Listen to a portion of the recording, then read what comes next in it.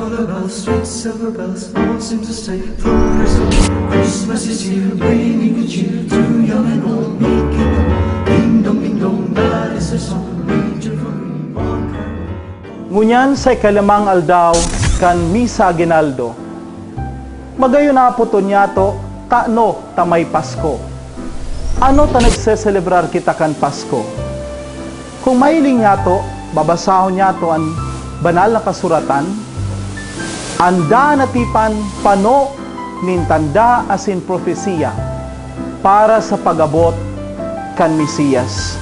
An pagbareta kan Anghel kay Maria, dara an marhay na bareta, nasa sa iya mamumundag, ipapangaki niya an sayang an aki kan kahruhalang kawing Diyos.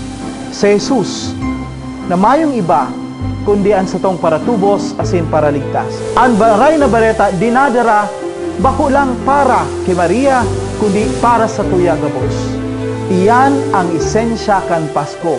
Ang mahal na Diyos napadigdi asin nakisumaro sa lambang saro sa satuya. Iyo ini ang pinagseselebrar ta.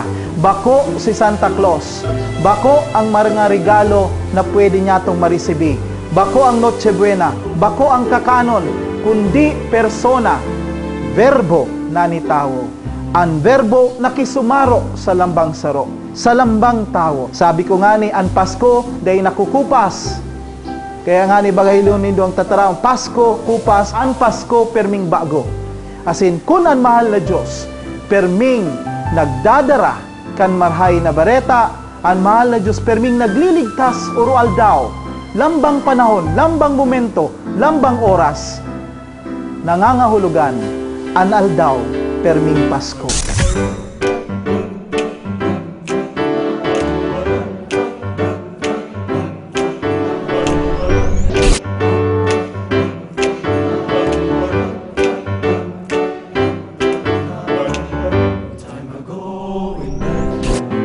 So the Holy Bible says